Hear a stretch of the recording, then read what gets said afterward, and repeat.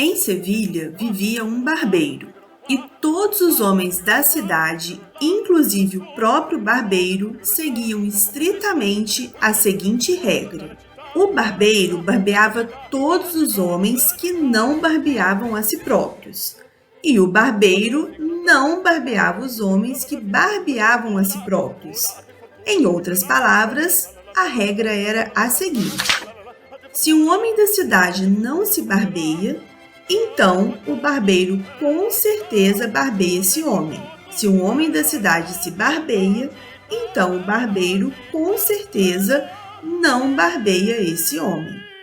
Agora, eu te pergunto, o barbeiro barbeava a si próprio?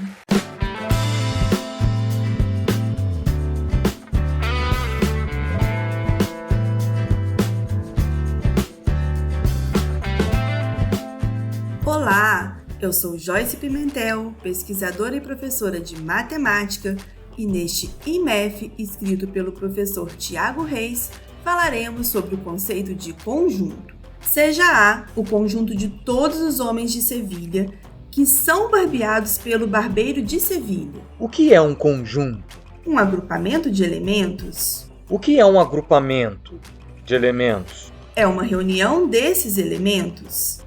Mas o que é uma reunião de elementos? É uma coleção feita pelos elementos. E o que é uma coleção? É uma classe. Já tô até ficando cansada. O que é uma classe? Classe é um conjunto, ai.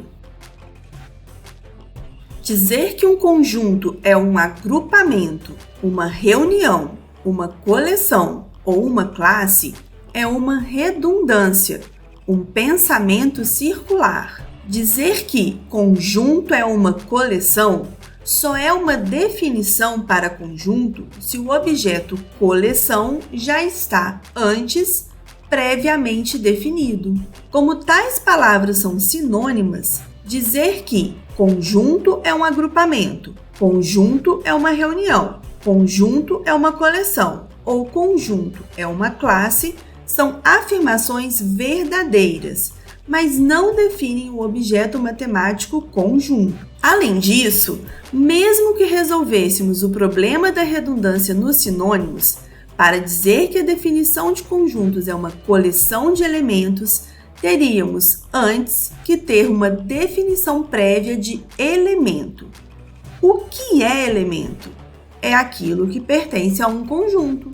Novamente, um pensamento circular. Para definir conjunto, precisa-se saber antes o que é elemento.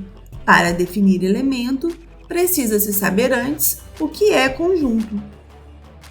A primeira estruturação da teoria de conjuntos, proposta por George Cantor e Richard Dedekind, é chamada teoria ingênua de conjuntos. Essa proposta entende a formulação conjunto é uma coleção de objetos, como autoexplicada. Para melhorar um pouco, Cantor propôs que conjunto é uma coleção de objetos com uma propriedade bem definida. Como já comentamos no IMEF 34 sobre as noções primitivas da geometria, uma definição matemática precisa se apoiar em objetos já previamente definidos. Pelo fato de não conseguirmos definir conjunto utilizando objetos previamente definidos, independentes do próprio conjunto, somado ao fato de diversos objetos matemáticos serem definidos utilizando o conceito de conjunto, entendemos conjunto como um objeto primitivo da matemática. Um objeto primitivo da matemática é um objeto que aceitamos falar dele sem uma definição para o tal. Mas como falar de algo que não podemos definir? O que fazemos é estipular um conjunto de regras para se trabalhar com esses objetos, mesmo que não tenhamos uma definição para eles. Essas regras são chamadas de axiomas. São afirmações sobre os objetos que aceitamos como verdadeiras. Gottlob Frege propôs uma lista de axiomas na qual a versão formalizada da teoria ingênua dos conjuntos pode ser interpretada. Isto é, a lista de axiomas de Frege ainda entende conjunto como uma coleção de coisas com uma propriedade bem definida.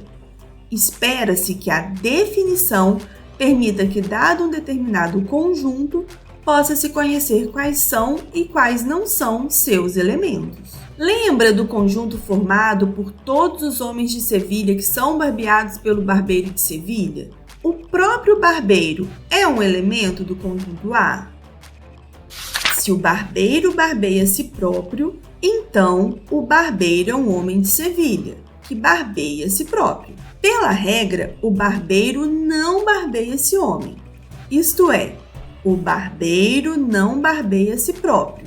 Concluímos que o fato de o barbeiro barbear a si próprio implica que o barbeiro não barbeia a si próprio, o que é uma contradição. Como? Se o barbeiro não barbeia a si próprio, então o barbeiro é um homem de Sevilha que não barbeia a si próprio. Pela regra, o barbeiro barbeia esse homem. Isto é, o barbeiro barbeia a si próprio. Concluímos que o fato de o barbeiro não barbear a si próprio implica que o barbeiro barbeia a si próprio, o que também é uma contradição. A seria um conjunto sobre o qual a suposição de que o barbeiro é um elemento de A gera uma contradição, e a suposição de que o barbeiro não é um elemento de A também gera uma contradição. Que conjunto é esse? Se conjunto é uma coleção de coisas com uma propriedade bem definida, então seja B o conjunto de tudo que não é uma caneta. A característica comum é não ser uma caneta.